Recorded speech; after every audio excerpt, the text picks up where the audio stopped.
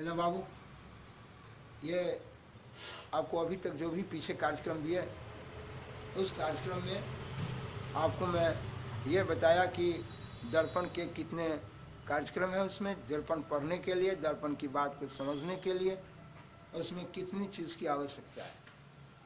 लेकिन अब मैं आपको बताने जा रहा हूँ कि इस दर्पण में, अवतल और उत्तल दर्पण में, किसी वस्तु का प्रतिबिंब लेने के लिए या समतल में ही, उस समय तक मैं प्रतिबिंब के बारे में पीछे डायरेक्ट सीधा बता दिया। तो अभी तक मैं आपको सारी बात की जानकारी दिया कि दर्पण में कितने सारे पार्ट हैं। वह दर्पण के बारे में आपको बताया था कि साहब दर्पण की चौड़ाई, ये बोलिए दर्पण की चौड़ाई, दर्पण का द्वारक, ये साहब इसका मध्य बिंदु आपका ध्रुव, यह जिस गोला से बड़ा उसका केंद्र वक्रता केंद्र, और साहब दोनों को मिलाने वाली रेखा प्रधान अक्ष, वक्रता केंद्र ध्रुव को मिलाने वाली रेखा प्रधान अक्ष। और मैंने कहा साहब इसके बारे में बताया था, प्रधान अक्ष के समानांतर जाने वाली किरणें परावर्तन के बाद, लौटने के बाद, जब जब बोलेंगे परावर्तन आप समझेंगे लौटने के बाद, यह प्रधान अक्ष के जिस बिंदु पर काटती है वह कटान बिंदु आपका फोकस है। ये बताया कि वक्रता केंद्र और ये साफ ध्रुव दोनों को मिलाने वाली रेखा प्रधान अक्ष है, बट वक्रता केंद्र और ध्रुव तक की दूरी कहलाती है वक्रता त्रिज्या, यानी रेडियस ऑफ कर्वेचर। इन सारी बात के बारे में जानकारी आपको मैं दिया, सारा कार्यक्रम दिया।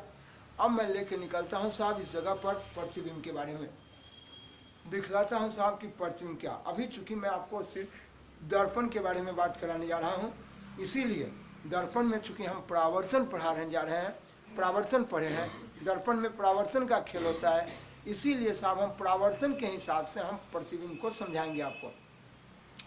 जब अगला चैप्टर जब आप चलेंगे अपवर्तन को पढ़ेंगे, तो उस अपवर्तन यानी कि रिफ्रैक्शन, यहाँ पढ़ने जा रहे हैं रिफ्लैक्शन परावर्तन, लेकिन वहाँ पढ़ेंगे रिफ्रैक्शन अपवर्तन।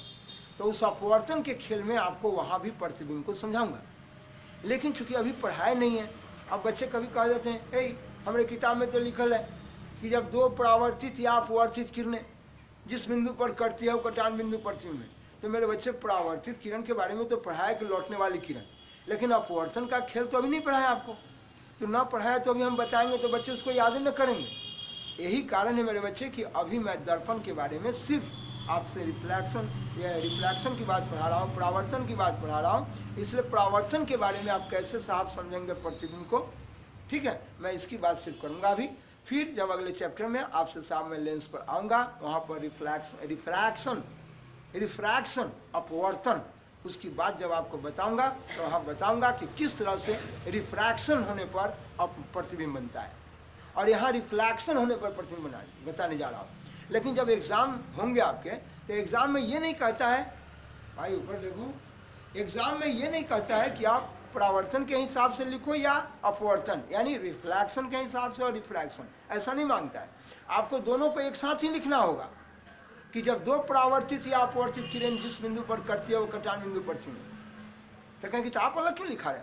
मैं चूंकि आपको समझा रहा हूँ, पहली बार पढ़ा रहा हूँ, फिर जब लेंस को पढ़ाने आऊँगा तो फिर वहाँ पढ़ा के आप दोनों को एक साथ करके वहाँ हम लिख देंगे, फिर से प्रतिबिंब की परिभाषा को समझाएंगे दोनों को एक साथ। लेकिन अभी चूंकि हम परावर्तन पढ़ाने जा रहे हैं ना, इसीलिए उस परावर्तन में परावर्तन के हिसाब से कैसे प्रतिबिंब बनेगा दर्पण में वो बताने जा रहा हूँ, ठीक है। चलिए हम इसलिए साफ साफ कर देते हैं कि बच्चे कभी कभी सोचने लगते हैं कि किताब में लिखा है परावर्तित किरण और अपवर्तित किरण दोनों करती है वो कटान बिंदु पर, तो परावर्तित लिखा है, बात गलत पढ़ा दिया। इसलिए मेरे बच्चे में यह जानकारी आपको दिया है। आइए ले चलते हैं इस कार्यक्रम में। ये मेरा फिजिक्स का पार्ट 9 होगा आपका, और देखेंगे इसमें कार्यक्रम आपको क्या देता है।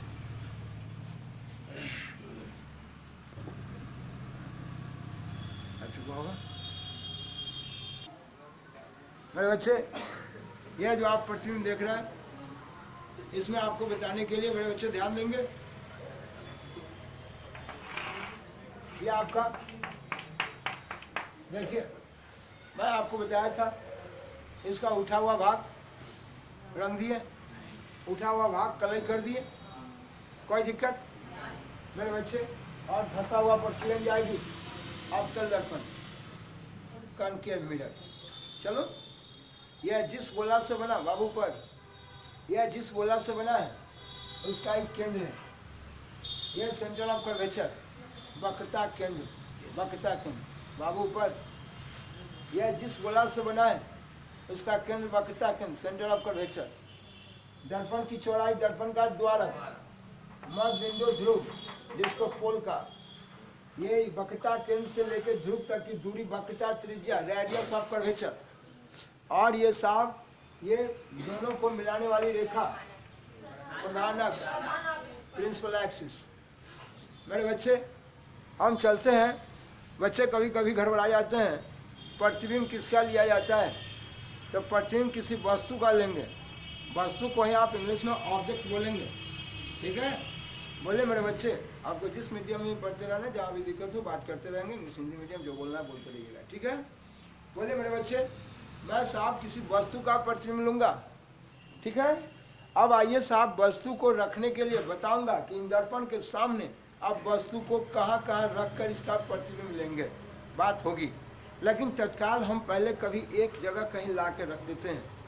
कल के डेट में मैं पढ़ाया था कि बोले साहब इसमें प्रधान अक्ष के समानांतर, ये दोनों को मिलाने वाला प्रधान अक्ष, प्रिंसिपल एक्सिस, यह प्रधान अक्ष के समानांतर जाने वाली किरणें परावर्तन के बाद, लौटने के बाद, ये देखिए साहब, ये जिस बिंदु पर कट रही है, ये साहब प्रधान अक्ष के जिस बिंदु पर काटती है वह कटान बिंदु प्रतिबिंब।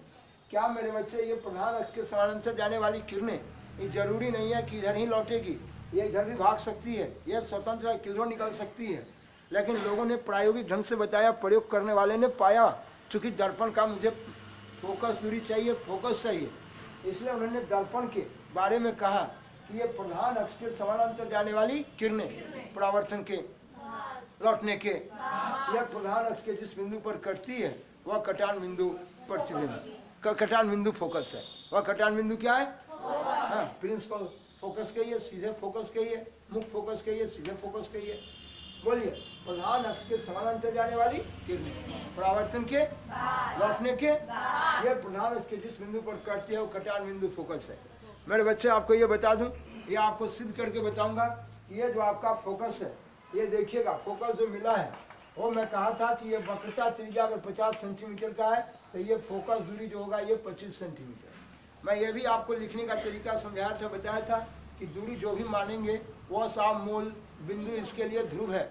मैं आपको बताया था कि जिस तरह से ये आपका स्केल है, ये 0 से आगे 1, 2, 3, 4, कहने का मतलब कि 0 से 2 सेंटीमीटर अगर मापना हो तो आप यहाँ से ही 2 लेंगे, अगर 3 सेंटीमीटर मापना है तो 0 से ही 3 लेंगे। कहाँ देखते हैं आप लोग?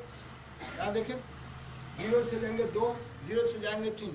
आप किताब मत देखिए, पहले आप मेरी बात समझिए, बाद में आप किताब पढ़िएगा घर पर। पहले यहाँ समझिए, आप पहले किताब बंद कर दीजिए, आपको मिट हो जाएगा। किताब घर पर पढ़िए, मैं यहाँ जो पढ़ाता हूँ पहले आप पढ़िए, है नहीं तो घर जाकर रखना पड़ जाएगा आपको, और रखने से क्या फायदा है? बोलिए, यह 0 से आप 2 पर गए, 0 से 3 पर गए, 0 से 4 पर गए, 2 सेंटीमीटर, 3 सेंटीमीटर, 4 सेंटीमीटर, आप सभी मापते हैं।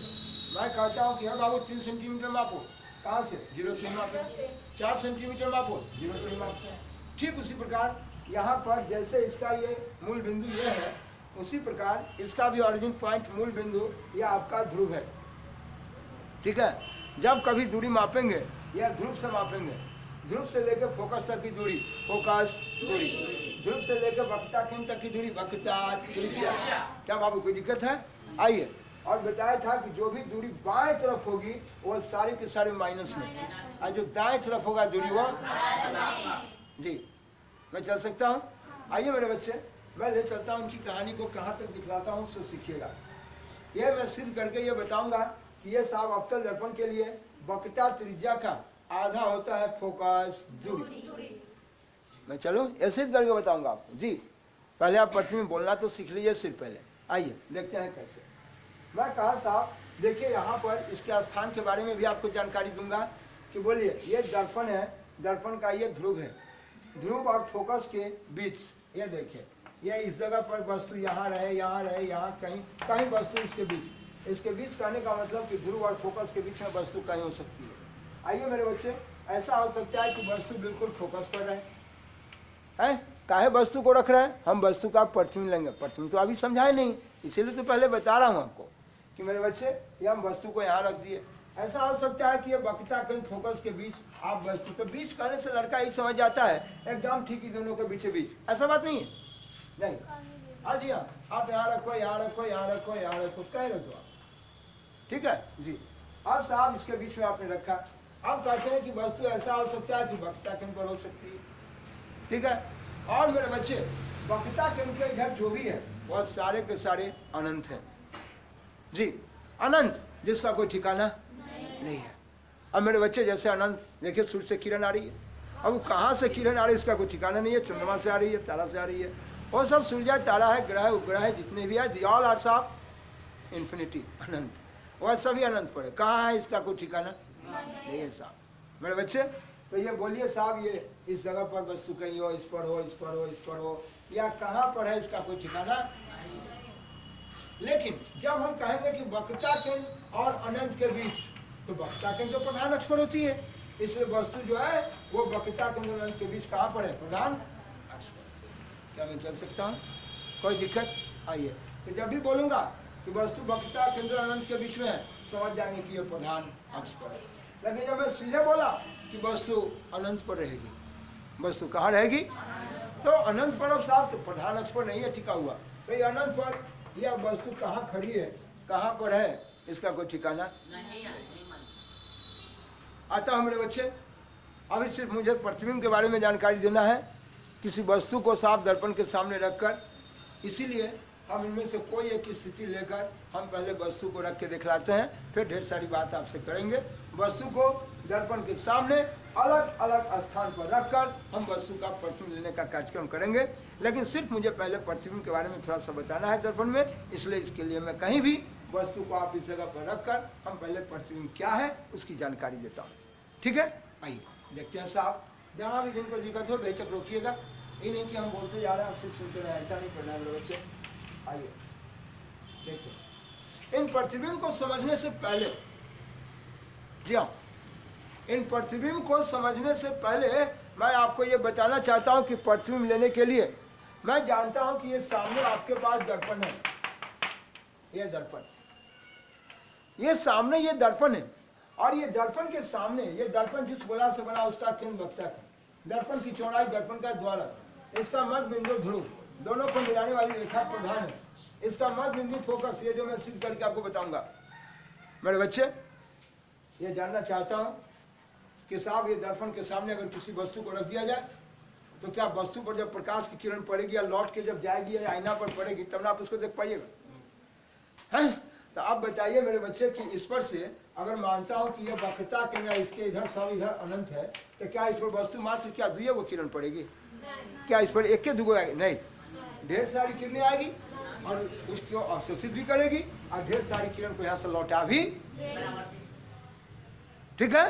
अब आइए साहब, लेकिन मैं जानता हूं कि साहब प्रयोग करने वाले ने अपने कार्यक्रम में क्या दिए हैं, लाइन पर बने रहिएगा कि साहब इन वस्तु का प्रतिबिंब लेने के लिए हम क्या करेंगे, कई तरह से किरण ले सकते हैं, इन्हीं बात के बारे में पहले आपको जानकारी देना चाहता हूं, तब हम चलेंगे प्रतिबिंब पर, ठीक है। तो ये साहब एक नोट टाइप का बात आपको बताने जा रहा हूँ। नोट करने का मतलब ये प्रतिबिंब जानने के लिए मुझे एक स्पेशल टाइप की बात की जरूरत है, जिसकी मैं जानकारी आपको देने जा रहा हूँ। देखेंगे कैसे, क्योंकि प्रतिबिंब बताए नहीं, आप बताऊंगा, पहले इकट्ठा तो कर ले मिर्चाई हल्दी, तब तो सब्जी बनेगा, ठीक है ना। हाँ आइए देखिए, ये मेरे बच्चे इस बात को आप ध्यान में रखेंगे, एक नोट टाइप का ये बात बताने जा रहा हूँ, तब हम प्रतिबिंब की तरफ निकलेंगे। पहला मेरा सवाल रहा, ये देखिए, बोलिए, यह जिस गोला से बना उसका केंद्र वक्ता केंद्र, दर्पण की चौड़ाई, दर्पण का द्वारक, इसका मध्य बिंदु ध्रुव, दोनों को मिलाने वाली रेखा प्रधान अक्ष, और साहब इसका ये मध्य बिंदु फोकस, ये मैं आपको सिद्ध करके बताऊंगा, ठीक है। अब रहा सवाल इसके बारे में, ये देखिए मेरे बच्चे, पहला आइटम पेश करने जा रहा हूँ, पहला आइटम, क्या कि क्यों बताने जा रहे हैं, यह प्रतिबिंब को समझने के लिए, प्रतिबिंब को बोलने के लिए, और दर्पण के सामने अलग अलग स्थान पर वस्तु को रख के हमें प्रतिबिंब प्राप्त करने के लिए इनकी आवश्यकता होगी। यह प्रयोग करने वाले ने इनको दिया है, पहले आप ध्यान रखेंगे, बता रहा हूँ। ये देखिए, पहला पहला बताने जा रहा हूं, एक है प्रधान अक्ष के समानांतर, समानांतर जा रहा है। यह प्रधान अक्ष के समानांतर जाने वाली किरणें परावर्तन के, हम बोलेंगे परावर्तन के बाद, आप समझेंगे लौटने के, हाँ, रिफ्लैक्शन, आफ्टर रिफ्लैक्शन, रिफ्लैक्शन लौटना ना, बोलिए। सतह से लौटने के बाद ये कहां से गुजरेगी? फोकस से। तो पहला आइटम ये तीर का निशान बता रहा है कि सतह पर जा रही, और ये बता रहा है कि सतह से लौट रही। बोलिए साहब, ये बोलिए सतह पर आपतित हो रही है और आपतन के बाद ये सतह से फिर परावर्तित। इस लफ्ज को दिमाग में रखना है मेरे बच्चे। तो हमेशा के लिए आपसे पूछेंगे, पहला आइटम पेश किए कि बोलिए प्रधान अक्ष के समानांतर जाने वाली किरणें परावर्तन के, लौटने के, बोलिए कहां से लौटती है? फोकस। पहला बात ध्यान रखना है कि प्रधान अक्ष के समानांतर जाने वाली किरणें परावर्तन के, लौटने के, कहां से लौटती है? तो जरा नीचे लिखेंगे आप मेरे बच्चे। ये बताया आपको कि देखिए यह प्रधान अक्ष के समानांतर सतह पर समानांतर जा रही है, यही लिखा है प्रधान अक्ष के समानांतर जाने वाली किरणें परावर्तन के बाद। देखिए ये लौटने के बाद, यह परावर्तन के बाद, यह प्रधान अक्ष के जिस बिंदु पर काटती है वह कटान बिंदु फोकस है, ये तय है। लेकिन मैं आपको बार बार पढ़ाते वक्त कहूंगा कि भाई देखो, प्रधान अक्ष के समानांतर जाने वाली किरणें परावर्तन के बाद, लौटने के बाद वह किरण कहां से गुजरेगी? यह हमेशा दिमाग में रखना है, ठीक है। कहेंगे कि रे बाबू प्रधान अक्ष के समानांतर जा रही है, श्योर है कि किरण कहां से गुजरेगी? परावर्तन के, लौटने के। क्या इस बातों में कोई दिक्कत? चलिए 2 नंबर में लिखिए।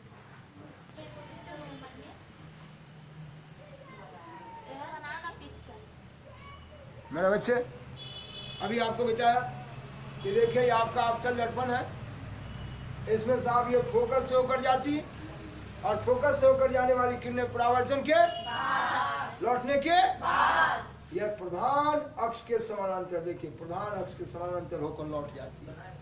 तो पहला आपने पढ़ा कि अगर फोकस से जाती है तो प्रधान अक्ष के समानांतर लौटती है, लेकिन अगर साहब फोकस से जाएगी, देखिए प्रधान अक्ष के समानांतर गई थी तो फोकस से लौटा, लेकिन अगर फोकस से होकर जाएगी, फोकस से होकर सतह पर आपतित होगी तो परावर्तन के, लौटने के, या प्रधान अक्ष के समानांतर होकर क्या होती है? लौट, ठीक है, लौट जाती है, परावर्तित हो जाती है।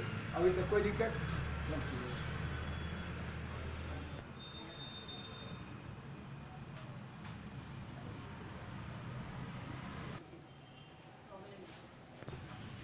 मेरे बच्चे, इनका तीसरा स्थिति है कि देखिए यह अवतल दर्पण, इसका उठा हुआ भाग रंग दिए, घसा हुआ पर किरण जाएगी। कौन दर्पण है? अवतल। बोला ये जिस गोला से बना उसका केंद्र है वक्रता। दर्पण की चौड़ाई दर्पण का द्वारा, इसका मध्य बिंदु ध्रुव, दोनों को मिलाने वाली रेखा, इसका मध्य बिंदु देखिए फोकस है। अब रहा सवाल इसमें मेरे बच्चे, यह देखिए इसके बीच में यह आपका जो देख रहे हैं वक्रता त्रिज्या का ये मध्य बिंदु फोकस है। आइएगा इसको हम सिद्ध करके बताएंगे, लेकिन अभी आपको बताने जा रहा हूँ पहला चीज कि प्रधान अक्ष के समानांतर जाने वाली फोकस से चली गई। दूसरा देखिए ये साफ फोकस से गई है, वह प्रधान अक्ष के समानांतर होगी। लेकिन तीसरा आपको बताने जा रहा हूँ, ध्यान से सुनिए। यह वक्रता केंद्र से जा रही है, और यह वक्रता केंद्र से जाने वाली किरणें यह सतह पर गई और परावर्तन के बाद, लौटने के बाद यह वक्रता केंद्र से होकर लौट जाएगी। जी, यह वक्रता केंद्र से होकर जाने वाली किरण वक्रता केंद्र से होकर क्या होती है? लौट।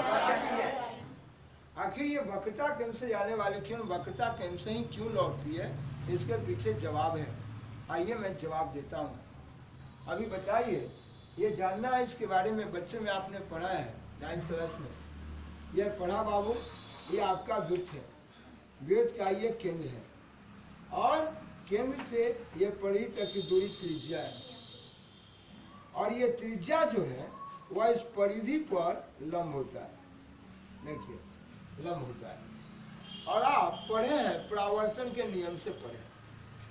ये आपका देखिए सतह है और ये सतह पर यह किरण आती है, आपतित किरण। मैं आपको इनके बारे में पढ़ाया कि सतह पे आने वाली किरण आपतित किरण है और आपतित किरण सतह पे जिस बिंदु पर आता है ये आपतन बिंदु है और ये आपतन बिंदु पर डाला गया लंब अविलंब है।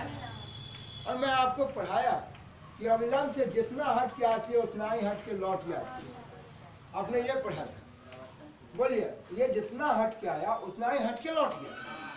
मेरे बच्चे ये जानना इस बात को कि अगर ये सतह है, यार सोचिए इस सतह पर, यह सतह पर आने वाली किरण आपतित किरण और आपतित किरण सतह के जिस बिंदु पर आपतन बिंदु, अभी आपने बोला, थोड़ा इसको हटाने दीजिए। अभी आपने देखा कि आपतित किरण अविलंब से जितना हट के आती है उतना ही हट के लौट जाती है। यानी आपतन कोण और परावर्तन कोण दोनों आपस में बराबर है। मैं आपको बताया था कि अविलंब और आपतित किरण के बीच का कोण आपतन कोण और अविलंब परावर्तित किरण के बीच का कोण परावर्तन कोण, आपतन कोण परावर्तन कोण दोनों बराबर है। लेकिन मेरे बच्चे जरा इस बिंदु पर ध्यान देंगे आप सभी। अगर ये आपका सतह है, ये सतह पर ये देखिए किरण आ रही है और ये किरण जो आ रही है वो लंब रूप से आ रही है। देखिए ये सतह पर किरण आ रही है, ये लंब रूप से आ रही है। और ये बताइए ये सतह पर ये लंब रूप से किरण आ रही है, ये सतह के इस बिंदु पर आया आपतन बिंदु, सतह के इस बिंदु पर आया आपतन बिंदु। मैं कहा मेरे बच्चे कि ये सतह के इस बिंदु पर आया, देखिए आपतन बिंदु है और ये देखिए यहाँ अविलंब से जितना हट के आया है उतना ही हट के लौट जाएगा। तो अगर ये सतह पर ये देखिए किरण आ रही है तो ये आपतित किरण है, ये सतह पर आने वाली किरण आपतित किरण और सतह के जिस बिंदु पर आया आपतन बिंदु। और आपने कहा था कि आपतन बिंदु पर डाला गया लंब अविलंब है। तो ये देखिए आपतित भी इसी पर है, आपतन बिंदु पर जब इस पर लंब डाले तो अविलंब भी इसी पर है। तो बोलिए अविलंब भी इसी पर है और आप जानते हैं कि आप अविलंब से जितना हट के आई है उतना ही हट से लौट जाएगी। तो अगर अविलंब भी इसी पर है और इसी पर किरण आ रही है तो ये लौटेगी भी तो इसी से न लौटेगी। यह परावर्तन का नियम है। इसलिए यह लंब रूप से आने वाली देखिए लंबे रूप से क्या हो रही है, ठीक है। तो मेरे बच्चे यह आपतित किरण ये देखिए आपतन बिंदु पर डाला गया लंब अविलंब और अगर ये लंब रूप से आती है तो ये लंबे रूप से क्या हो जाएगी, ठीक है। तो अगर ये लंब रूप से आई है तो ये लंबे रूप से लौट जाएगी, देखिए लौट जाएगी लंब रूप से। तो बताइए ये त्रिज्या जो है यह आपका वृत्त है, वृत्त का ये केंद्र है और केंद्र से ये परिधि तक का दूरी कहलाती है त्रिज्या। और ये 9th क्लास में पढ़ा गया कि त्रिज्या जो है परिधि पर लंब होता है। तब बताइए आखिर लंब रूप से आने वाली लंबे रूप से लौटेगी। तो जरा मैं कहना चाहता हूँ इस बिंदु पर ध्यान देंगे आप। ये साहब इसके बारे में देखिए, ये कांच खोखला गोला का ये टुकड़ा था, ये दर्पण जो बना था ये कांच एक खोखला गोला था और गोला का ये केंद्र है, गोला का ये केंद्र है। और आप जानते हैं कि ये केंद्र से लेकर परिधि तक की दूरी त्रिज्या है, ठीक है। और अगर ये त्रिज्या है, जो त्रिज्या परिधि पर क्या होता है लंब, तो बोलिए यहाँ से आने वाली किरण अगर वक्रता केंद्र से आ रही है इसका मतलब वो किरण कैसे आ रही है, लंब रूप से। और आप जानते हैं कि लंब रूप से आने वाली किरण फिर लंबे रूप से क्या हो जाएगी, वाह। इसका मतलब कि साहब वक्रता केंद्र से आने वाली किरणें वो वक्रता केंद्र से क्या हो जाएगी, मेरी बात समझ आई। मैं आपसे बार बार कहूँगा ये दिमाग में रखना होगा, ये आपकी जरूरत है इनकी, ये काफ़ी इनकी जरूरत पड़ेगी आपको। बोले साहब मैं बार बार कहूँगा कि वक्रता केंद्र से किरण जा रही है, तुरंत अच्छा लंब रूप से जा रही है, क्योंकि मैं जानता हूँ कि ये त्रिज्या जो होता है परिधि पर लंब होता है। और मैं पढ़ चुका हूँ परावर्तन के नियम से, यह परावर्तन का नियम कहता है कि बोले साहब ये अविलंब से जितना हट के आती है उतना ही हट के क्या होती है, लौट जाती है। कहने का मतलब कि अगर साहब इस पर लंब रूप से आएगी तो ये लंबे रूप से क्या हो जाएगी। बोलिए अगर ये सतह है, अगर इस सतह पर आई लंब रूप से आ रही है आपतित किरण सतह के जिस बिंदु पर आपतन बिंदु और आपतन बिंदु पर डाला गया लंब अविलंब और अविलंब से जितना हट के आई है उतना ही हट के लौट जाएगी। अगर लंब रूप से आई है तो लंबे रूप से क्या हो जाएगी। चले ये सवाल, इसका मतलब मेरे बच्चे मैं आपको ये कहना चाहता हूँ कि अगर ये किरण सतह पर आ रही है, लंब रूप से आ रही है, तो ये लंबे रूप से क्या हो जाएगी? क्या मेरा बच्चा ठीक है? तो बात में आपको कोई दिक्कत? इस लक्ष्य से मेरे बच्चे मैं क्या बता रहा हूँ सो जरा समझो। यह देखना है मेरे बाबू, जरा बाबू ऊपर ध्यान दो, मेरे इस बिंदु पर सोचिए। यह कहता है यह साफ सतह है, बोलिए बोलिए, यह जिस गोला से बना उसका केंद्र ये वक्रता केंद्र, दर्पण की चौड़ाई, दर्पण का द्वारक, यह जिस गोला से बना उसका केंद्र वक्रता केंद्र, दोनों को मिलाने वाली रेखा प्रधानक, यह साफ दर्पण की चौड़ाई द्वारक है, उसका मध्य बिंदु ध्रुव है, दोनों को मिलाने वाली रेखा ये प्रधानक है, और इसका मध्य बिंदु आपका फोकस है। ठीक है, आप जानते हैं। बोलिए साहब, ये और भी इधर बढ़ा सकते हैं प्रधानक को, इसको भी ले जा सकते हैं। बोले ये सतह पर वक्रता केंद्र से किरण आ रही है, तुरंत समझ जाएंगे केंद्र से आने वाली ये त्रिज्या का काम कर रही है, और त्रिज्या लंब होता है, अर्थात वक्रता केंद्र से आने वाली ये लंब का काम कर रही है, और लंब रूप से आने वाली किरण परावर्तन के नियम से वो लंब रूप से ही क्या हो जाएगी? तो जब कभी पढ़ते रहेंगे और समझ जाएंगे कि ये केंद्र से आ रही है, तुरंत समझ अच्छा ये लंब रूप से आ रही है, और लंब रूप से आने वाली फिर लंबे रूप से क्या होती है? मेरी बात समझ में आ रही है? कोई दिक्कत? एकदम ठीक है। वाह, हाँ, तो अभी बताए थे कि फोकस से आने वाली किरण प्रधान अक्ष के समान, अभी बताए थे। क्या बच्चों को कोई दिक्कत? तो मैंने प्रतिबिंब लेने के लिए 3 तरह से आपको कार्यक्रम दिया। पहला, लेने के लिए ये दर्पण के सामने ढेर किरणें आएगी बाबू पर, दर्पण के सामने ढेर सारी किरण आएंगी, लेकिन प्रतिबिंब लेने के लिए कम से कम हम कितनी तरह की व्यवस्था देखें? 3। एक, प्रधान अक्ष के समानांतर जाने बोलेंगे क्या से आएगी? फोकस से। दूसरा, ये साफ फोकस से जाने वाली प्रधान अक्ष के।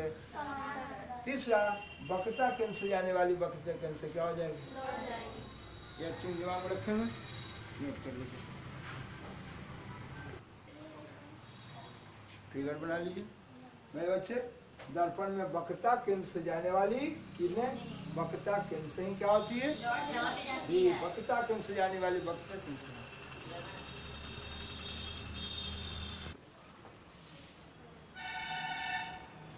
मेरे बच्चे, यह देखना है आपको, यह देखिए कांच खोखला गोला का एक टुकड़ा लिए हैं, जिसका उठा हुआ भाग रंग दिए, घसा हुआ पर किरण जाएगी।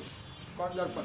अब तक ये जिस गोला से बना है इसका केंद्र वक्रता केंद्र है, दर्पण की चौड़ाई द्वारक है, मध्य बिंदु ध्रुव है, दोनों को मिलाने वाली रेखा प्रधानक है, मध्य बिंदु फोकस है। मैं इसी प्रश्न को बताने के बाद इसको सिद्ध करके बताऊंगा आपको, आप घर बनाएंगे नहीं। जरा सभी बच्चे देखिए, मैं कहता हूँ ये देखिए वस्तु को, अभी चूँकि मुझे सिर्फ प्रतिबिंब को बताना है, हम कहीं भी वस्तु को रख के प्रतिबिंब ले सकते हैं। ठीक है, तो आइए मैं एक स्थिति लेता हूँ, और वो स्थिति लिया वक्रता केंद्र, इसके पीछे संख्या है अनंत, वक्रता केंद्र और अनंत के बीच मैं चलूँ? कोई दिक्कत?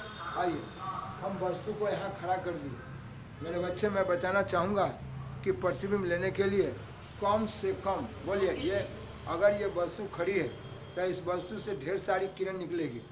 कहाँ से किरण? इसका अपना तो कोई प्रकाश है नहीं, आखिर इस पर जब प्रकाश की किरण पड़ेगी और ये प्रकाश की किरण लौट के आप सभी के आंखों पर जाएगी, तब ना इसको देख पाइएगा। अब रहा सवाल कि बोलिए हम इस वस्तु को अगर प्रकाश स्रोत के सामने रखे हैं, प्रकाश स्रोत कहने का मतलब जहाँ से प्रकाश की किरण निकलती है। ठीक है, सुनिए, तो प्रकाश की किरण जब निकलती है तो क्या एगो दूगो प्रकाश इस पर नहीं पड़ेगी? एगो दूगो तो नहीं निकलेगी, लेकिन प्रयोग करने वाले ने प्रयोग करके दिया कि भाई हम किसी वस्तु का प्रतिबिंब लेने के लिए उस वस्तु पर से जो प्रकाश की किरण लौटेगी उसका प्रतिबिंब लेने के लिए उसमें से कम मैं 2 किरण लूँगा। आइए, उसमें से साहब जब वस्तु प्रधान अक्ष पर रख दिया, लोगों ने प्रयोग करके दिया है, इनके बारे में फिर आपको पढ़ाऊँगा। उनका प्रयोग किया हुआ चीज़ है लोगों का, जो हमारे वैज्ञानिकों ने दिया है, मैं आपको दूंगा कि साहब उनका बात है, ये मैं अपने मन से इसको नहीं दे रहा हूँ। ये देखिए, यहाँ इस पर प्रकाश स्रोत से प्रकाश की किरण पड़ेगी, प्रकाश स्रोत यानी सोर्स ऑफ लाइट, जहाँ से प्रकाश उत्पन्न होता है, इस पर प्रकाश की किरण जाएगी, और जो प्रकाश की किरण इस पर जाएगी तो साहब इसमें से ढेर सारी किरण लौटेगी, लेकिन हम प्रतिबिंब लेने के लिए कम से कम क्या किरण लेंगे? 2। देखिए कैसे लेता हूँ, इस सब के पीछे उन्होंने अपना काम करके दिया है, इसके पीछे मैं कुछ नहीं कर सकता। ये देखिए, बोले एक किरण प्रधान अक्ष के समानांतर। जब वस्तु को प्रधान अक्ष पर रख दिया तो ये एक किरण प्रधान अक्ष के समानांतर। ऐसा ना कहेंगे कि यहाँ कम दूरी है, यहाँ ज़्यादा दूरी है, हाथ से बना है, हाथ की सफाई है, इन्होंने हो जाता है, ठीक है ना। हाँ, बोले प्रधान अक्ष के समानांतर किरण जा रही है। बोले यह किरण कैसे जा रही है? प्रधान अक्ष के समानांतर। और मैं अभी आपको इस कार्यक्रम में आपको दिया है कि प्रधान अक्ष के समानांतर जाने वाली किरणें परावर्तन के बाद, लौटने के, काहे बोले परावर्तन के बाद? इसलिए मेरे बच्चे ये देखिए, ये सतह पर जाएगी, कलर किया हुआ है, अब ये पार करने वाला नहीं है तो ये लौटवे न करेगी, कोई दिक्कत। तो आप जानते हैं प्रधान अक्ष के समानांतर जाने वाली किरणें परावर्तन के बाद, लौटने के बाद, वो मेरे बच्चे कहाँ से गुजरेगी? फोकस से। फोकस से क्या अभी बताया? किससे गुजरेगी मेरे बच्चे? फोकस से। बोले पृथ्वी लेने के लिए कम से कम मुझे क्या किरण चाहिए? 2 किरण। लेने के लिए बॉडी से ढेर किरण निकल रही है, लेकिन एटलीस्ट 2 रेज, कम से कम 2 किरण मेरे बच्चे। एक किरण प्रधान अक्ष के समानांतर। और मैं पढ़ चुका हूँ कि प्रधान अक्ष के समानांतर जाने वाली किरणें परावर्तन के बाद, लौटने के बाद, देखिए फोकस जा रही है। दूसरा किरण ये देखिए, वक्रता केंद्र से। ये मैं अपना मन से नहीं भेज रहा हूँ, ये लोगों ने प्रयोग करके ये दिया। हमारे पूर्वजों ने सब, जो भी वैज्ञानिकों ने साफ कार्यक्रम किया, उन्होंने बताया कि एक किरण साहब जब वस्तु को वक्रता केंद्र लंब के बीच रखे हैं तो साहब एक किरण प्रधान अक्ष के समानांतर, जो परावर्तन के बाद फोकस से लौट गई। दूसरा किरण जो वक्रता केंद्र से जाएगी, आप जानते हैं, पढ़ा चुका हूँ, अभी तुरंत दिया हूँ कि वक्रता केंद्र से जाने वाली लंब रूप से जाती है, और परावर्तन के नियम से जानते हैं कि लंब रूप से जाने वाली लंबे रूप से जाती है। तो बोलिए, ये जब गई है सतह पर तो इसी से लौटेगी। और ये लौटने वाली किरण, लौटने वाली किरण, तो लड़का कहता है कि रे एक के ऊपर 2 और तीर का निशान है भगवान। ये बता रहा है कि साहब वक्रता केंद्र से आ रही है, और ये बता रहा है कि वक्रता केंद्र से आने वाली सतह पर लंब रूप से आती है, और हम जानते हैं कि इसी पर लौटने वाली, यानी कि ओ लंब रूप से आने वाली लंबे रूप से क्या हो रही है? लौट रही है। बोलना सीखिए है। अब हाजीपुर जाके आप क्या कहते हैं कि हाजीपुर चले हैं? हाँ बिल्कुल, लौटाओ। लौटाओ बोला कि जा रहे हो? बोले लौटना बोल रहे हैं। हाजीपुर गए हैं, घर आपका यहाँ, आप यहाँ से हाजीपुर गए हैं, फिर हाजीपुर से आप लौट रहे हैं, ठीक है। गए तो आप घर से हैं, हाँ। कैसे कहते हैं? हम हाजीपुर जा रहे हैं, अब फिर हाजीपुर से होने से आ रहे हैं, तो क्या कहते हैं कि हम हाजीपुर से लौट रहे हैं। समझ में है? हाँ, ये देखिए, यहाँ समझिए, ये नहीं कि यहाँ के आदमी को कहते हैं हाँ हम हाजीपुर से जा रहे हैं, यही आप यही बोलते हैं कि भाई हम हाजीपुर से लौट रहे हैं, आप रुकिएगा मेरे घर पर, हम तुरंत आ रहे हैं, कोई दिक्कत? लौटना बोलते हैं। क्या भाई कोई शंका है? आइए। बोले साहब, तो बोलिए ये वस्तु जब प्रधान अक्ष पर खड़ी है तो साहब इसका प्रतिबिंब लेने के लिए एक किरण प्रधान अक्ष के समानांतर, जो कहाँ से लौट गई? फोकस। दूसरा पढ़ाया कि वक्रता केंद्र से लेंगे, मैं नहीं लिया, ये प्रयोग करने वाले ने साहब अपनी सुविधा के अनुसार काम करके उन्होंने लिया। ये देखिए, ये मेरे बच्चे आपने ये देखा साहब, एक किरण प्रधान के समानांतर जो फोकस से चली आती, दूसरा किरण जो वक्रता केंद्र से जाती, और वक्रता केंद्र से जाने वाली किरण वक्रता केंद्र से क्या होती? और ये दोनों लौटने वाली किरण जिस बिंदु पर कटती है वह कटान बिंदु जो है मेरा प्रतिबिंब। इसीलिए मैं बार बार बोलूंगा कि 2 लौटने वाली किरण यानी 2 परावर्तित किरण, लौटने वाली कहिए, परावर्तित किरण कहिए, सब बात क्या है? 2 लौटने वाली किरण जिस बिंदु पर कटता है वह कटान बिंदु क्या है? प्रतिबिंब। बड़ी बात समझ आ रही है? यह कटान बिंदु प्रतिबिंब है कि भाई सुनिए, ये वास्तव में कट रही है। हाँ हाँ, वास्तव में आपने नजर से देखिए, देखिए कट रहा है, इसलिए इसको बोलते हैं वास्तविक प्रतिबिंब। मेरे बच्चे, यह वास्तविक प्रतिबिंब कई की स्थिति मिलेंगे, अलग अलग स्थान पर वस्तु को रख करके भी अलग अलग टाइप का प्रतिबिंब आपको भेंट होगा। आप कहेंगे कि बोलिए प्रतिबिंब क्या है, ये बात समझ में आई?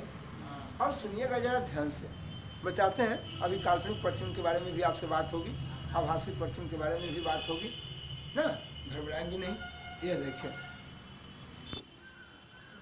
यह देखना है मेरे बच्चे।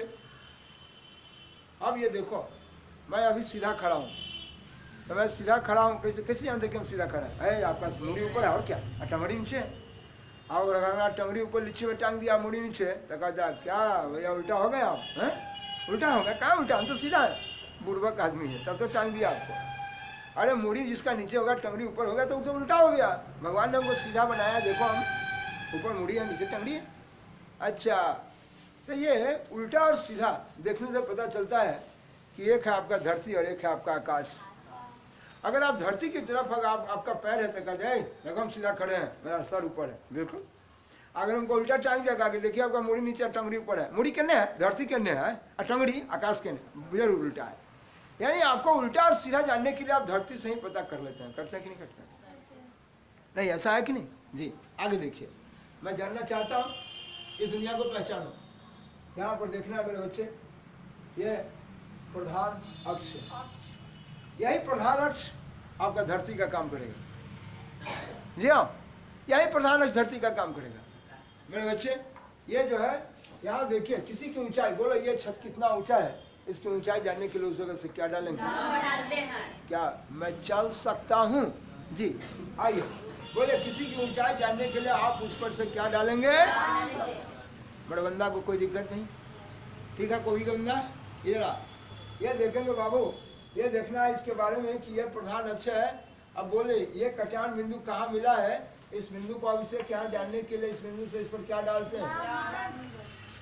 पढ़िए, मैं लम डाल दिया।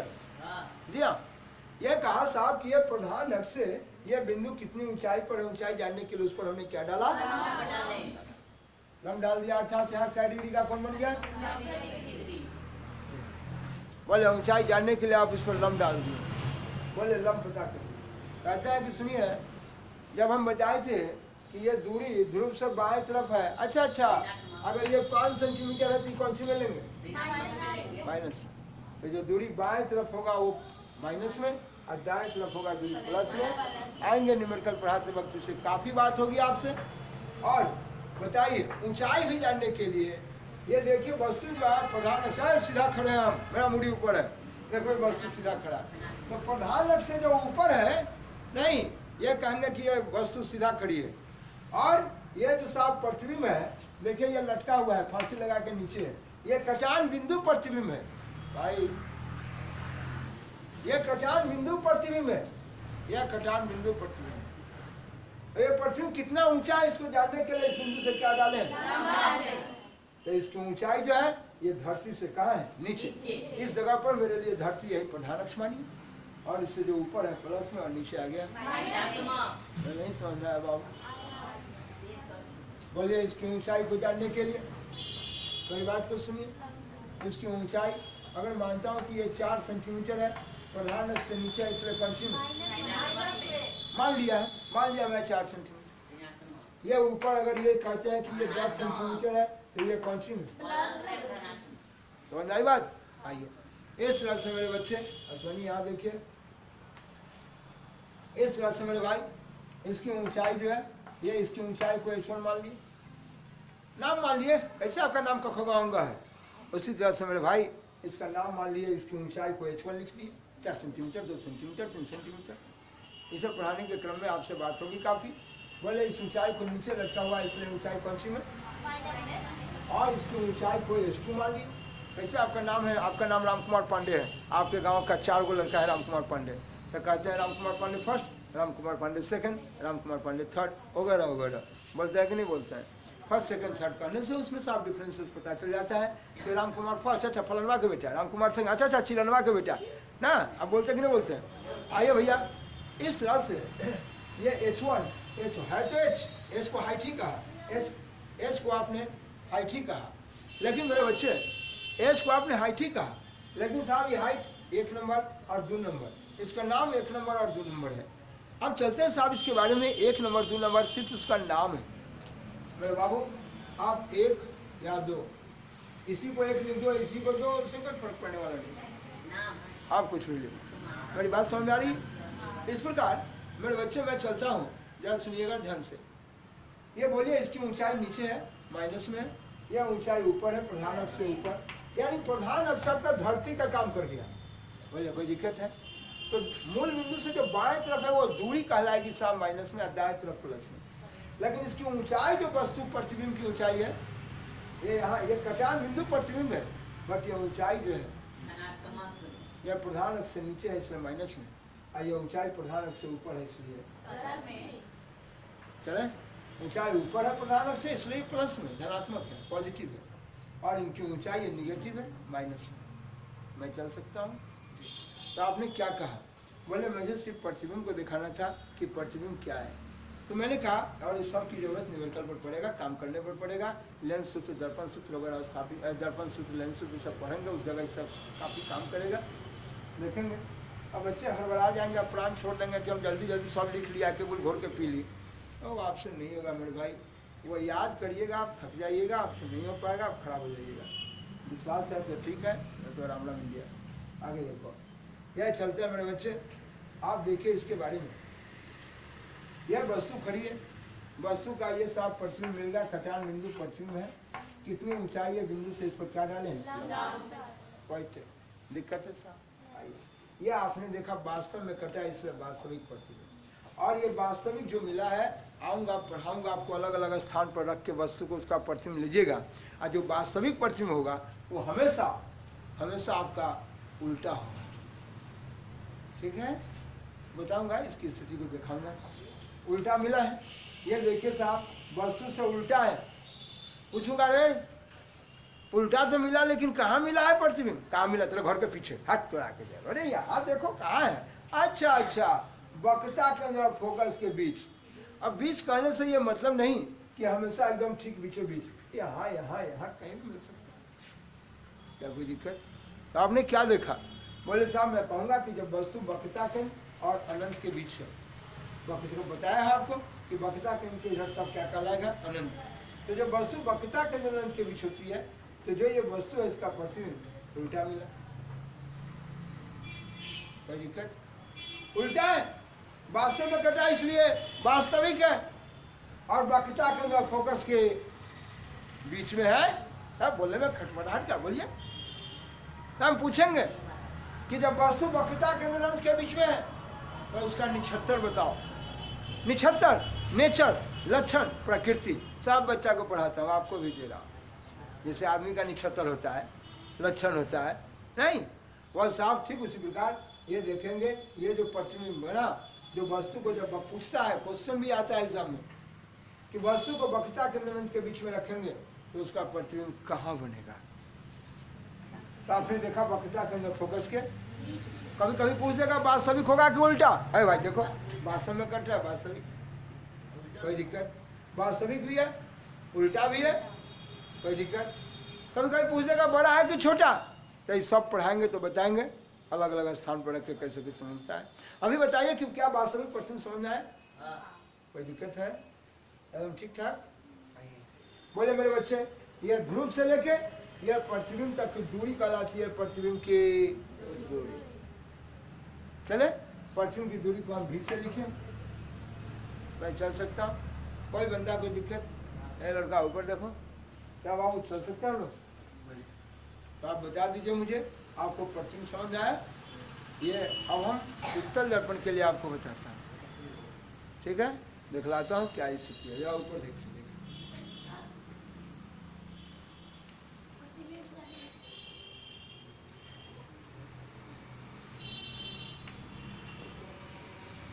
मेरे बच्चे, यह चलता हूँ साहब, जिस तरह से आपको अवतल दर्पण में प्रतिबिंब की जानकारी दिया, उस तरह से मैं उत्तल दर्पण में आपको प्रतिबिंब की जानकारी देने जा रहा हूँ। आप देखेंगे उत्तल दर्पण में प्रतिबिंब देने के लिए क्या करेंगे। यहाँ भी अवतल दर्पण में ढेर सारा प्रोग्राम, अलग अलग वस्तु को रख के देखिएगा, अलग अलग स्थान पर, ठीक है?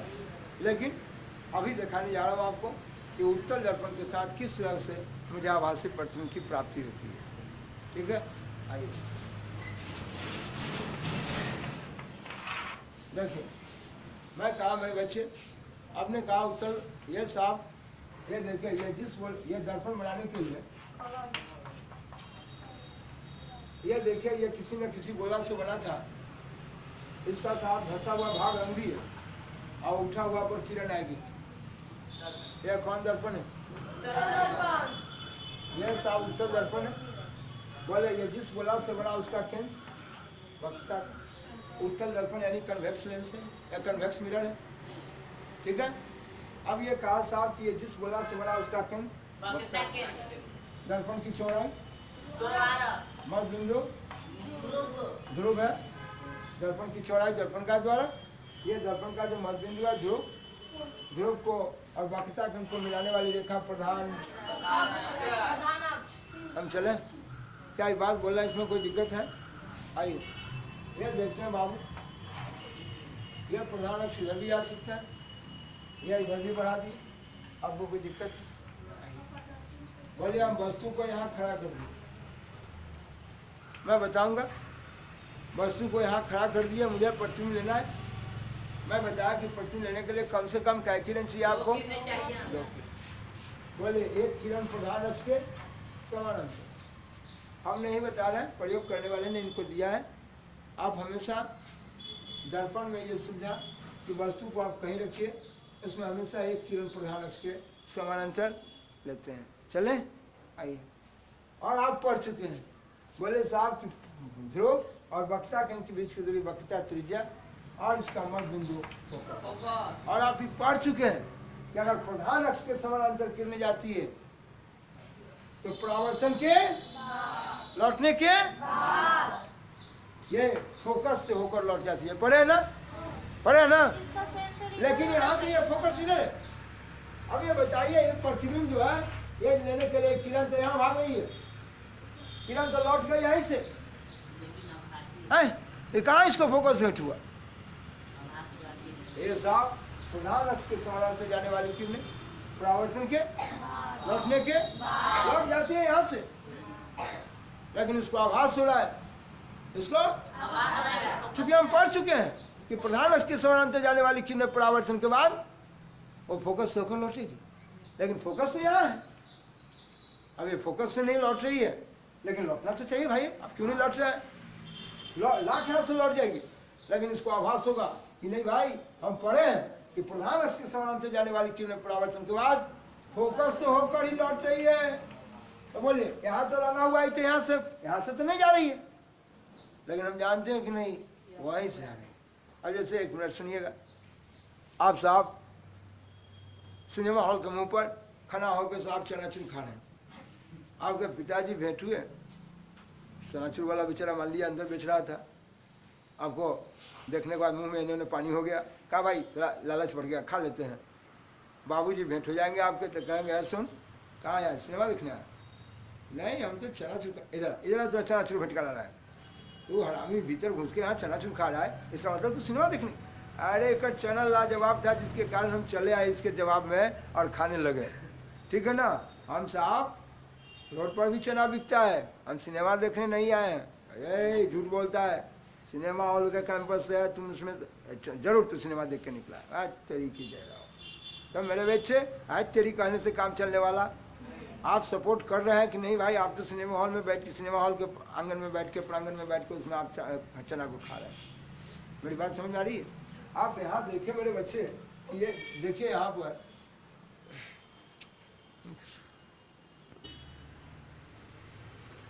यह देखना है मेरे बच्चे। देखिए मेरे पढ़ाते वक्त आप ध्यान नहीं रखते हैं, जिसके कारण हमेशा आपको परेशानी होगी। मैंने कहा, आपको बताया था,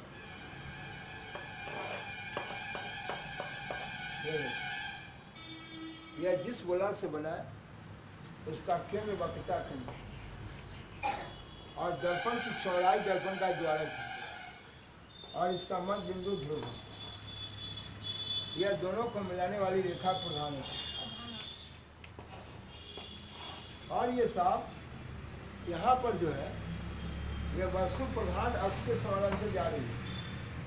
मैं फोकस के बारे में आपको कहा था कि प्रधान अक्ष के समानांतर जाने वाली किरण परावर्तन के बाद लौटने के बाद ये लौट से जाएगी यहाँ से, यहाँ देखिए लौट। लेकिन हम जानते हैं कि परावर्तन के बाद लौट जाती है यहाँ से, लेकिन लौटने के बाद यह आभास होती है कि वह किरण यह प्रधान अक्ष के किसी बिंदु से कट के निकल के यह यहाँ से कट के निकल के जा रही है।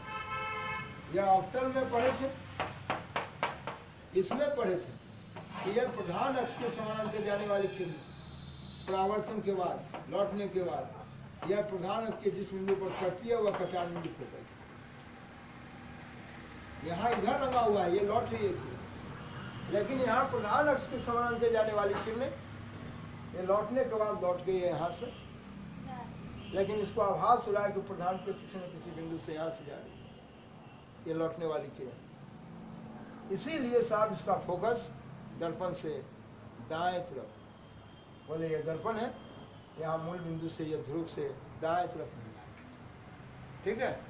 लेकिन इसमें देखिए ये अवतल में कहाँ मिल गया, बाएं तरफ। इसलिए एग्जाम में बड़ी टॉप क्वेश्चन बन के आता है। अभी सब एक नहीं बता रहे, चूंकि वहाँ न्यूमेरिकल पढ़ाते तो सब बताते हैं। एक टॉप क्लास का क्वेश्चन बेहतरीन आता है साहब, सब मिलेगा, फिर वहाँ भी बात होगी कि उत्तल दर्पण है, कौन सा फोकस दूरी किसमें होगा, प्लस में। बोले जो भी मूल बिंदु से दाएं तरफ है सब कौन से मिलेगा, प्लस मिलेगा। अब मूल बिंदु से ये बाएं तरफ रहेगा तो माइनस। इसलिए कहेंगे कि बुआ रे फोकस दूरी 10 सेंटीमीटर है माइनस में। अच्छा अवतल दर्पण है, बुआ रे ये फोकस दूरी है 18 सेंटीमीटर है प्लस में, तो प्लस में इसका मतलब समझ जाएंगे कौन दर्पण है, उत्तल। ये फोकस दूरी देख के पता हो जाएगा कि वो दर्पण उत्तल था या अवतल। मेरी बात समझ आ रही है? फोकस दूरी उत्तल है या अवतल, इसकी जानकारी आप साफ फोकस दूरी देख के आपको पता हो जाएगा कि ये दर्पण उत्तल है या अवतल। समझ आया मेरे बच्चे? ये भी मैं कह सकता हूँ, ये बच्चे 20 तरह का बात। अब देखिए मेरे बच्चे, मैं अभी आपको जो समझा रहा था पहले इनसे बात कीजिए। बोले ये वस्तु एक, और समझ आई बात? यह प्रधान अक्ष के समानांतर जाने वाली किरण परावर्तन के लौटने के बाद लौट जाती है यहाँ से, लेकिन आभास हो रहा है कि किरण कहाँ से आ रही है। और आपको मैं पढ़ा चुका हूँ कि प्रतिबिंब लेने के लिए कम से कम कै किरण लेते हैं, कम से कम 2 किरण लेते हैं। तो एक किरण आप प्रधान अक्ष के समानांतर लिए जो लौट गई यहाँ से हो, लेकिन आभास होता है कि कहाँ से आ रही। दूसरा किरण दर्पण के सतह पर देखिए लंब रूप से लेते हैं। दूसरा किरण दर्पण के सतह पर कैसे लेते हैं? अब बताइए, मैं अभी आपको पढ़ाया था तो बताया कि लंब जो रहता है वो वक्रता केंद्र से जाने वाली किरण लंब रूप से रहती है, लेकिन ये वक्रता केंद्र से कहाँ गई? ये तो हम प्रयोग करके लिए कि ये कैसे ले रहे हैं, लंब रूप से। हम प्रायोगिक ढंग से हम लिए लंब रूप से लिए।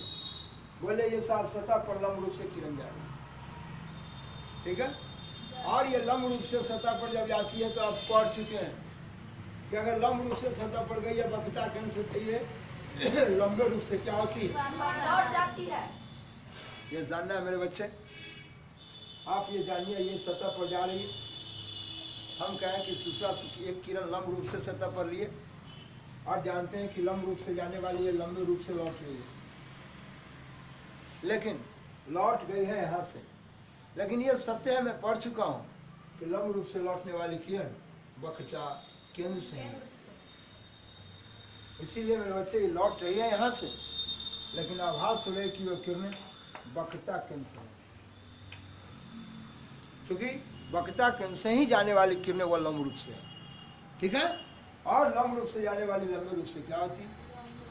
एक क्वेश्चन पहले ही पढ़ा कि भाई लंब रूप से जा रही है, तो हम जानते हैं, पढ़ चुके हैं कि लंब रूप से परावर्तन के नियम से कि लंब रूप से आने वाली लंबे रूप से लौट जाती है, ठीक है। तो लंब रूप से आने वाली लंबे रूप से लौट रही है, तो लंब रूप से लौटने के लिए यहाँ तो सारा जगह नहीं है, यहाँ तो खत्म हो चुका है, तो कहाँ से लौटेगी? तो लंब रूप से लौटने वाली भले ही यहाँ से लौट रही है, लेकिन मुझे आभास होगा कि कहाँ से लौट रही है। आप भले ही सिनेमा हॉल में नहीं गए, लेकिन बाबूजी आपको चनाचूर खाते देखे हैं। आप गए नहीं है सिनेमा देखने, अगर वहाँ है तो समझ गए हैं कि जरूर हरामी आया है सिनेमा देख के। समझ में आई बात? हम चल सकते हैं। इसलिए मेरे बच्चे, अगर ये लंब रूप से लिए हैं तो ये स्वाभाविक है, पढ़ चुके हैं कि लंबे रूप से लौटेगी। अब मैं जानता हूँ कि लंब रूप से लौटने वाली किरण वो वक्रता केंद्र से ही लौटेगी। मेरी बात समझ में आई? कोई दिक्कत? बोलिए मेरे बच्चे। इस प्रकार आपने देखा कि यह प्रतिबिंब यहाँ मिला। एक आपने देखा था, ये देखो, एक लौटने वाली किरण ये है और एक लौटने वाली किरण ये, लेकिन लौट गई है यहाँ से, लेकिन लौटने वाली आभासी किरण लौट गई है यहाँ से, ये लौटने वाली है आभासी किरण है। और दो लौटने वाली आभासी किरण, दो लौटने वाली आभासी किरण, यह जिस बिंदु पर कटता है यह कटान बिंदु ही आभासी प्रतिबिंब है। ठीक है, वास्तव में कट जाता वास्तविक प्रतिबिंब और ये कटता हुआ आभास हुआ है आभासी प्रतिबिंब। आभासी प्रतिबिंब कहिए, वर्चुअल कहिए, इमेजिनरी कहिए, काल्पनिक कहिए, सारी बात बराबर। मैं चल सकता हूँ, यह चलता है मेरे बच्चे, यह देखना है ध्यान से, ऊपर सुनिए। यह देखिए मेरे बाबू, आपको कोई दिक्कत नहीं चाहिए। आइए बाबू, अभी मैं एक फिगर फिर देता हूँ जहाँ पर देखिए यह कटान बिंदु प्रतिबिंब है। यह प्रतिबिंब कितना ऊंचा है, जैसे मेरी ऊंचाई जानने के लिए, छत की ऊंचाई जानने के लिए लोग उस पर से लंब डालते हैं। यह कटान बिंदु जो प्रतिबिंब है, यह प्रतिबिंब कितना ऊंचा है इसको जानने के लिए इस पर आप क्या डाले हैं? ये डॉट डॉट से इससे टूटा फूटा लाइन से, पार्शियल लाइन से दिखलाता हूँ। जो भी आभासी है उसको लोग पार्शियल लाइन से दिखलाता है। यह प्रतिबिंब की ऊंचाई है। क्या मेरे बच्चे समझ रहे हैं? बोलिए फिर से, क्या आप बता सकते हैं इसके बारे में? कि साहब एक किरण प्रधान के समानांतर जो लौट गई यहाँ से, आभास हो रहा है कि फोकस से जा रही है। दूसरा किरण दर्पण के सतह पर लंब रूप से ले रहा है, जो लंबे रूप से लौट जाती है। ये दोनों लौटने वाली किरण, ये साफ ध्रुव और फोकस के बीच कटता हुआ आभास हो रहा है, इसलिए यह आभासी प्रतिबिंब है। आभासी हमेशा आपको सीधा मिलेगा, आभासी मिला, सीधा मिला, कोई दिक्कत, और ध्रुव और फोकस के बीच में, और वस्तु से हमेशा छोटा मिला। वस्तु से छोटा मिला, आभासी मिला, वस्तु से छोटा मिला। तो पढ़िएगा, बताऊंगा इसके बारे में और उत्तर के बारे में। उत्तर में हमेशा वस्तु से छोटा ही प्रतिबिंब मिलेगा दर्पण में। पढ़िएगा, अभी देख ही रहे हैं। लेकिन प्रतिबिंब सिर्फ मैं समझा रहा था पहले आपको, या लाइन पर बने रहिए। ये देखो, यह जिस गोला से हो रहा उसका केंद्र वक्ता कोण, दर्पण की चौड़ाई द्वारा इसका मध्य बिंदु ध्रुव है, दोनों को मिलाने वाली रेखा प्रधान अक्ष। यह चलता है मेरे बच्चे, यह कहता है यह प्रधान अक्ष के समानांतर जाने वाली किरण है। ये बाबू प्रधान अक्ष के समानांतर जाने वाली किरण, यह परावर्तन के बाद फोकस से निकल रही है। मानता हूँ ये वस्तु यहाँ पर खड़ी। दूसरा किरण बताया था ये वक्रता केंद्र से जाती, और जानते हैं कि वक्रता केंद्र से सतह पर गई, काट नहीं करेगी। वक्रता केंद्र से जाने वाली किरणें, यह वक्रता केंद्र से जाने वाली किरण गई जरूर, और मैं जानता हूँ कि वक्रता केंद्र से जाने वाली किरणें सतह पर लंब जाती और लंब रूप से जा रही थी, लंबी रूप से लौट रही। ये दोनों लौटने वाली किरण वास्तव में इस बिंदु पर कटता है, तो ये वास्तविक प्रतिबिंब। तो ये वास्तविक प्रतिबिंब आपका जो मिला, यह देखिए हमेशा वास्तविक उल्टा है। सिर्फ अभी मैं प्रतिबिंब को बताने जा रहा हूँ कि बोले साहब, दो लौटने वाली या दो परावर्तित किरणें जिस बिंदु पर कटता हुआ आभास होगा, आभासी प्रतिबिंब। और ये भी साहब दो, एक लौटने वाली ये है और एक लौटने वाली ये है। ये लौटने वाली किरण दोनों जिस बिंदु पर कटेगी वह कटान बिंदु प्रतिबिंब है। लेकिन ये देखिए ये दोनों वास्तव में कट रहा है, इसलिए यह वास्तविक प्रतिबिंब है। ठीक है, हमेशा देखिएगा वास्तविक प्रतिबिंब उल्टा मिलेगा, और जो साफ काल्पनिक होगा वो सीधा मिलेगा। ठीक है, काल्पनिक हमेशा सीधा मिलेगा। अब ये देखना है मेरे बच्चे, बताऊंगा इस पर रंग बिरंगी क्वेश्चन आएंगे, रंग बिरंगी बात होगी इस पर। अभी तत्काल बताना चाहता हूँ कि बोलिए प्रतिबिंब दो प्रकार के हुए, एक वास्तविक और एक काल्पनिक। मैं पूछ रहा हूँ कि प्रतिबिंब लेने के लिए वस्तु से ढेर सारी किरण जाएगी, लेकिन प्रतिबिंब लेने के लिए कम से कम बार बार पूछूं। आपके मन में ये भी आता होगा कि आप साहब ये दर्पण को ऐसे क्यों रखे? आप दर्पण को ऐसे भी रख सकते। देखिए मैं क्या किया, इसका धसा हुआ भाग रंग दिया। बोले जिस गोला से बना उसका केंद्र वक्ता थे, और ये दर्पण के चौड़ाई द्वारा किसका मध्य बिंदु ध्रुव, दोनों को मिलाने वाली रेखा प्रधान अक्ष। हम ऐसे भी रख सकते थे, लेकिन क्या आप ऐसे क्यों रखें? आप जानते हैं तो गाड़ी को आप सीधी दिशा में चलाइए या आप सीधी दिशा में भागिए ना। मैं कहता हूं कि जब मैं सीधा ऐसे चलता हूँ तो मैं आराम से चल सकता हूँ, लेकिन पीछे ऐसे चलता हूँ तो धक्का लगने का डर रहता है, गिरने का डर रहता है।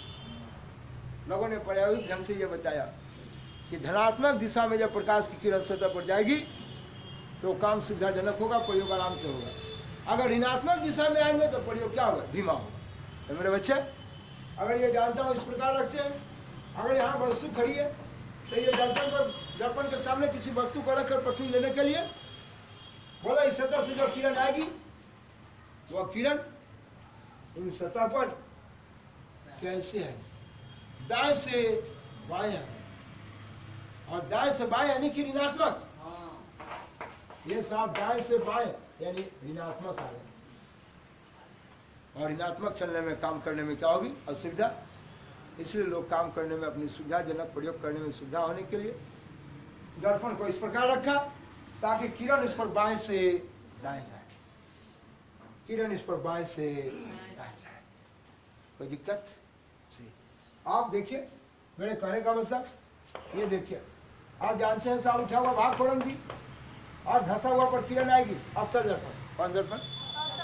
हम अवतल को ऐसे भी रख सकते थे, बोले ये जिस गोला से बना उसका केंद्र बक्ता केंद्र, दर्पण की चौड़ाई द्वारक, इसका मध्य बिंदु ध्रुव, दोनों को मिलाने वाली रेखा प्रधान, इसका मध्य बिंदु फोकस।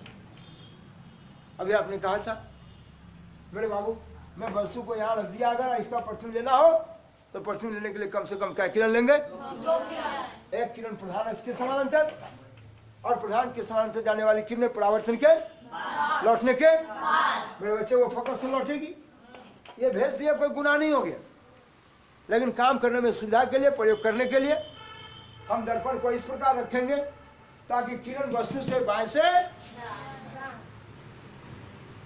ठीक है, ये गलत नहीं, लेकिन काम करने में असुविधा हो जाएगी।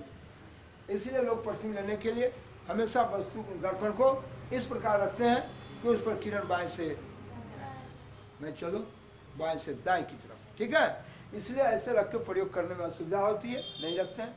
यहाँ देखिए मेरे बच्चे, अभी आपने देखा इसके बारे में, ये देखिए मैं कहना चाहता हूँ, प्रतिबिंब 2 प्रकार के थे, एक काल्पनिक प्रतिबिंब और एक वास्तविक प्रतिबिंब। आपने देखा कि साहब मैं बोलूँगा, एक साथ दोनों को बोलूँगा कि साहब प्रधान अक्ष के समानांतर जाने वाली किरणें, ठीक है, परावर्तन के बाद कहाँ से लौटती, या लौटती हुई आभास, देख रहे हैं, वो कटान बिंदु फोकस था।